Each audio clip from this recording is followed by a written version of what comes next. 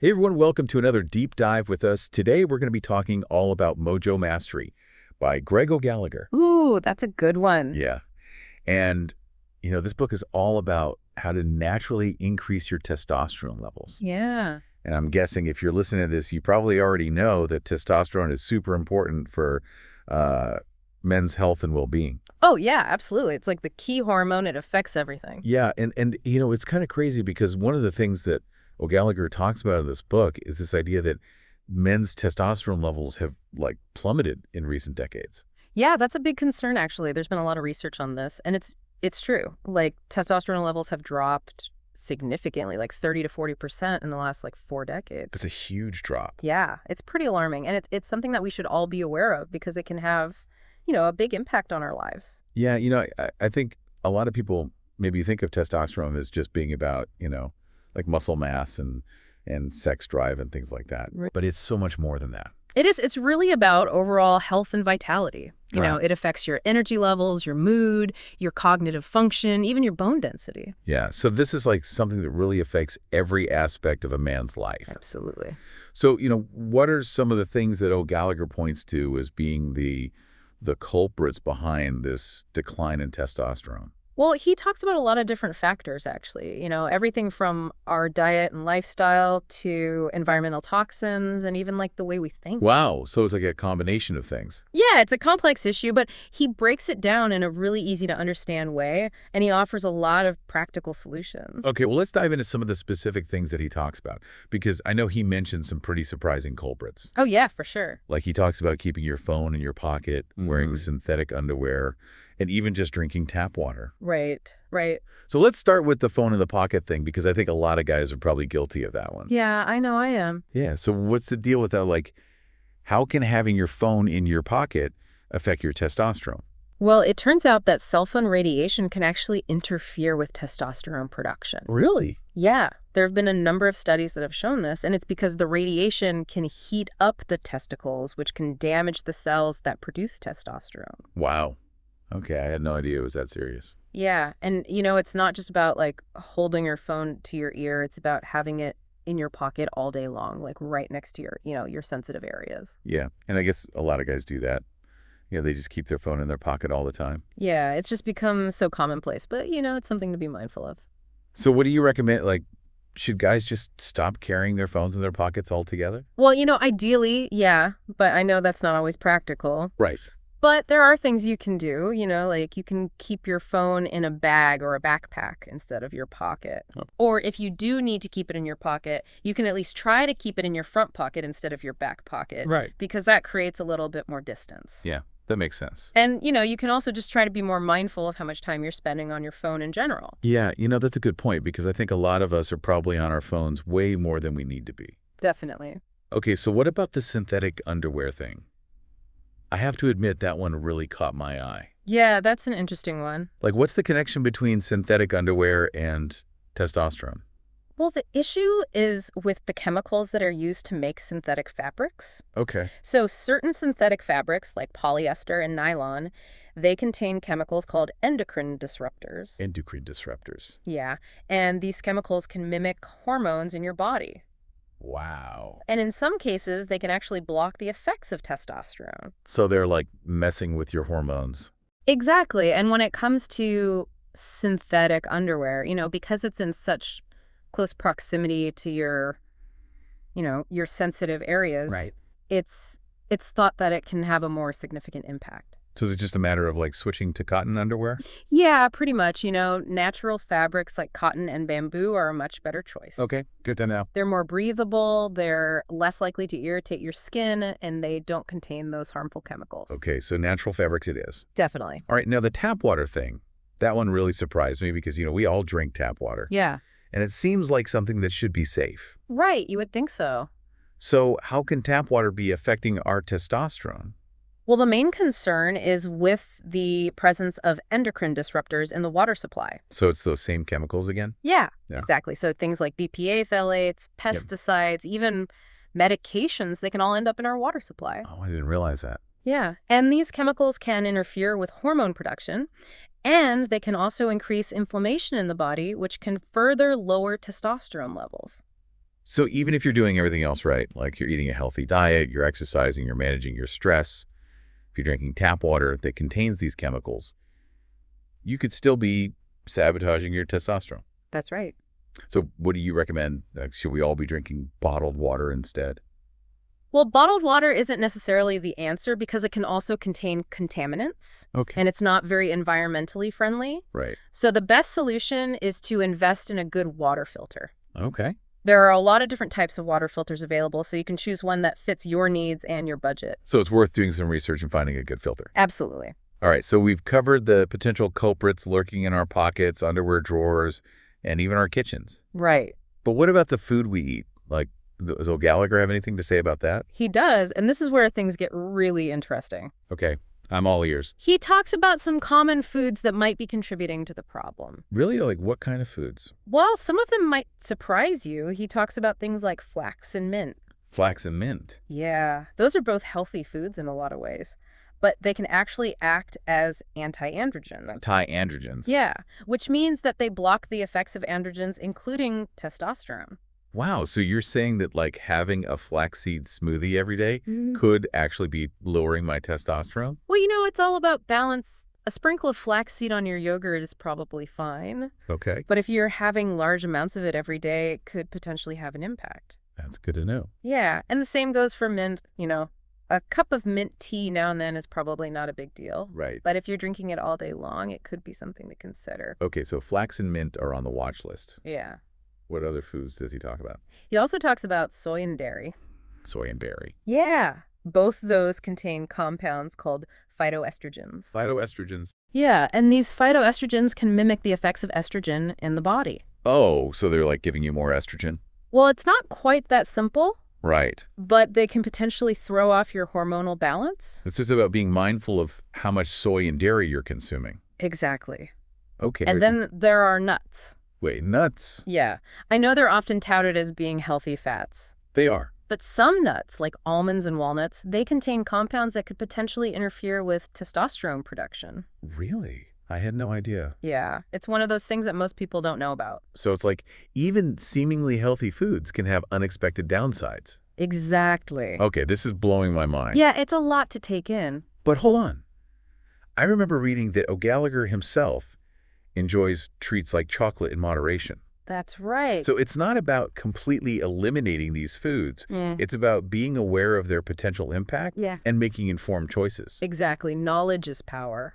Okay, so we've covered the potential culprits lurking in our pockets, our underwear drawers, and even our kitchens. Yeah. But what can we actually do to turn things around? Like, does O'Gallagher offer any solutions? He does. He's got some pretty interesting ideas. In fact, he lays out some pretty simple lifestyle hacks that could make a big difference. Okay, let's dive into those. What kind of lifestyle changes is he talking about? Well, for starters, he's a big advocate for something called intermittent fasting. Intermittent fasting. Yeah, you might be familiar with it already. It involves cycling between periods of eating and fasting. Yeah, I've heard of it. People seem to be getting some pretty good results with it. They are. It's becoming really popular. So how does it tie into testosterone?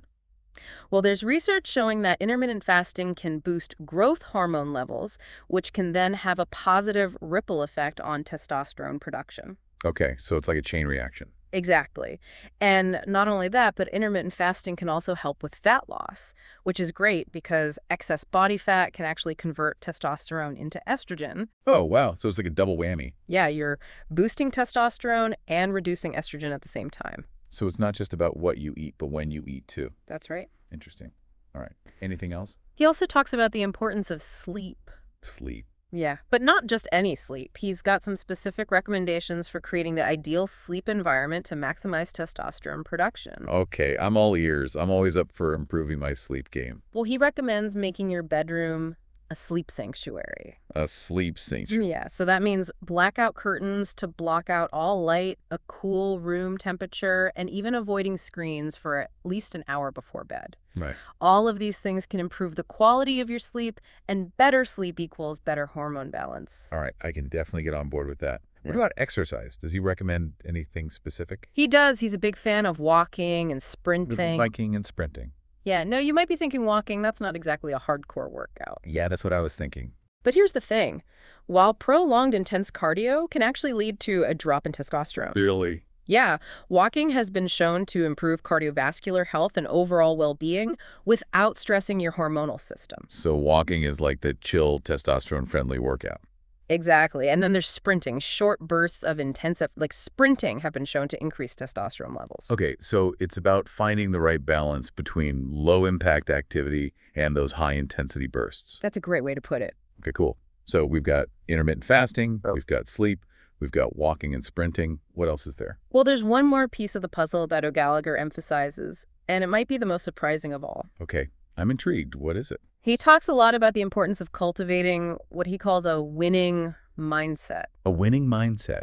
What does that even mean in this context? It's about developing a strong sense of self-belief, confidence, and a positive outlook. Okay. It might sound a bit woo-woo, but there's actually a fascinating connection between your mindset and your testosterone levels. Wait, so you're saying that my thoughts can actually impact my hormones? That's right. Studies have shown that men who are more confident and successful tend to have higher testosterone levels. Wow, that's pretty mind-blowing. It's like a self-fulfilling prophecy. So how do you cultivate this winning mindset? Now, O'Gallagher suggests techniques like meditation and journaling for stress management. Okay. He believes that chronic stress can wreak havoc on your hormonal system, so finding healthy ways to manage stress is crucial. So it's about taking care of your mental health as much as your physical health. Exactly. It's a holistic approach to optimizing your well-being. Wow, we've covered a lot of ground here, from the potential culprits behind declining testosterone to the lifestyle changes that can help turn things around. It's been a journey. It's amazing how interconnected everything is. It really is. And you know what's so cool about this book is that O'Gallagher doesn't just present the problem. He also provides a ton of practical solutions. Yeah, he gives you a roadmap to follow. Yeah, and it's not just about taking supplements or anything like that. It's about making real lifestyle changes. Exactly. It's about taking control of your health and your life. I love that. Yeah. All right. Well, I think we've covered a lot of the key points in this first part of our deep dive into Mojo Mastery. Yeah, we've barely scratched the surface. I know there's so much more to discuss, but we'll have to save that for the next part. Sounds good. So be sure to tune in next time when we'll be delving into the Mojo Mastery workout program. I'm looking forward to it. Me too. Yeah. All right. Until then, keep those testosterone levels high and your mojo flowing. See you next time. Okay, so let's talk about this Mojo Mastery workout program. All right, let's do it. You mentioned earlier that this is where things get really interesting. So what makes this workout different from, just a typical workout routine that I might find online? Well, O'Gallagher has really designed this program with a specific goal in mind. Okay. And that's to maximize testosterone production and build a lean, muscular physique. Okay, I like the sound of that. Yeah, and he does that by focusing on heavy lifting and compound exercises. Heavy lifting. Okay, so we're not talking about light weights and high reps here. No, we're talking about lifting some serious weight. Right, I'm in. Yeah, and compound exercises are key because they work multiple muscle groups simultaneously. So give me some examples of compound exercises, because I think a lot of people are more familiar with, like bicep curls or tricep extensions. Right. Those are great examples of isolation exercises where you're really focusing on working one specific muscle group at a time. Okay. But compound exercises are more like squats, deadlifts, bench presses, those big, powerful movements. Okay, so it's like a full body workout. Yeah, exactly. And they're so effective for boosting testosterone because they challenge your body in a way that isolation exercises just can't. So explain that a little bit more. Why are compound exercises so good for testosterone? Well, when you lift heavy weights and you engage multiple muscle groups, your body releases a surge of hormones, including testosterone. Oh, okay. So it's like a hormonal response. Exactly. And not only that, but compound exercises also help to build more muscle mass, which further increases testosterone production. So it's like a positive feedback loop. Yeah, you lift heavy weights, you build more muscle, you produce more testosterone. Right, I'm starting to get the picture here. And it's not just about testosterone either. Compound exercises also help to improve your overall strength and fitness. Right. It makes sense. Like you're using more muscles, so you're getting a more comprehensive workout. Exactly. Okay, so what does a typical Mojo Mastery workout look like? Well, O'Gallagher recommends a 3-day workout split. Okay. So each day focuses on different muscle groups, chest and back legs, and then shoulders and arms. Okay. All right. Let's break down each of those days. I'm curious about the specific exercises he recommends. Sure. So on chest and back day, a cornerstone exercise is the incline bench press. Incline bench press. Yeah, this is a great exercise for targeting the upper chest muscles. Okay. And it helps to build that powerful, defined look that a lot of guys are after. You're speaking my language. A strong chest is always a good look. Of course, what about back exercises? Well, what does he recommend for back? For back, O'Gallagher is all about weighted pull-ups. Weighted pull-ups. Okay, those are no joke. No, they're not, but they're one of the best exercises you can do for building a strong back. And what if someone can't quite crank out a full set of weighted pull-ups yet? That's totally fine. You can start with assisted pull-ups or lat pull-downs. Okay. And then gradually work your way up to unassisted pull-ups and then start adding weight. Got it. Slow and steady wins the race. Exactly. Okay, what about leg day? Those are the workouts that leave you sore for days. Oh yeah, leg day is essential, especially if you want to boost those testosterone levels. So what are some of the key exercises for legs? Well, one of O'Gallagher's favorites is the Bulgarian split squat. Bulgarian split squat. Yeah, it's a great exercise for targeting your quads, glutes, and hamstrings all at once. Okay, those sound pretty intense. They are, but they're incredibly effective. And what about deadlifts? Are those part of the program? Oh yeah, definitely Romanian deadlifts are great for building those hamstrings and glutes. Okay. And they also strengthen your lower back, which is important for preventing injuries. All right, let's move on to shoulders and arms. I'm ready to sculpt some serious definition. Okay, for shoulders, the standing overhead press is a must-do exercise. Overhead press, okay. Yeah, it works all three heads of your deltoid muscles, giving you those round, defined shoulders that everyone admires. I can already picture it. And what about arms? We're talking biceps and triceps, right? You got it for biceps. O'Gallagher recommends incline dumbbell curls. Incline dumbbell curls. Yeah, this variation allows for a greater range of motion, and it really targets those biceps effectively. Okay. And for triceps, you can't go wrong with close grip bench press and overhead triceps extensions. All right, so we've got a pretty solid workout plan here. We do. But it's not just about the exercises themselves, right? What about sets, reps, Yeah. rest periods, all that good stuff? That's a great question, and that's where O'Gallagher really shines. He provides very specific guidelines for sets, reps, and rest periods tailored to each exercise, and the overall goal of maximizing those testosterone levels. Okay, so he's taken the guesswork out of it. Exactly. He's done all the thinking for you. That's really helpful because I think a lot of people just kind of wing it when it comes to their workouts. Yeah, and that's not the best approach. No, it's not. So it's important to follow his guidelines. Definitely. Okay. And what about progressive overload? I know that's a big principle in strength training. Yeah, O'Gallagher is a big believer in progressive overload. So explain what that means for people who aren't familiar with the term. Sure. So progressive overload basically means that you need to continually challenge your body by gradually increasing the weight reps or sets over time. Okay, so don't get complacent. Exactly. You need to keep pushing yourself if you want to keep seeing results. And that's how you build muscle and strength. That's right. Okay. And what about recovery? Because I know that's just as important as the workouts themselves. It is. You've got to give your body time to repair and rebuild those muscles. So what does O'Gallagher recommend for recovery?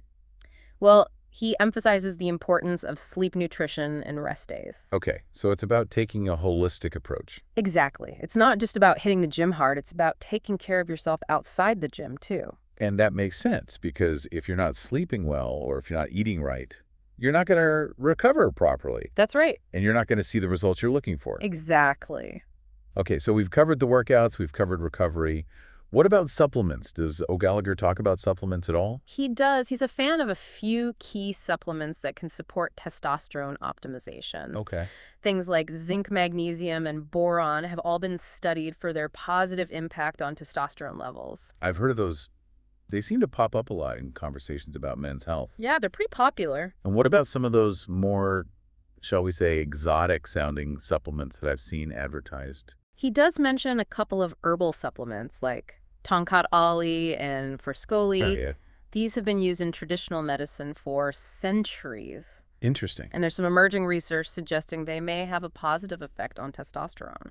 Okay, but I'm always a little wary of supplements, to be honest. Yeah. It's hard to know what's actually effective and what's just hype. You're right to be cautious. Supplements can be helpful, but it's important to do your research and talk to your doctor before starting any new supplement regimen. Good advice. You know, supplements should really be just that, a supplement to a healthy lifestyle, not a replacement for it. Absolutely. All right, so it's not about just popping a few pills and expecting miracles. No.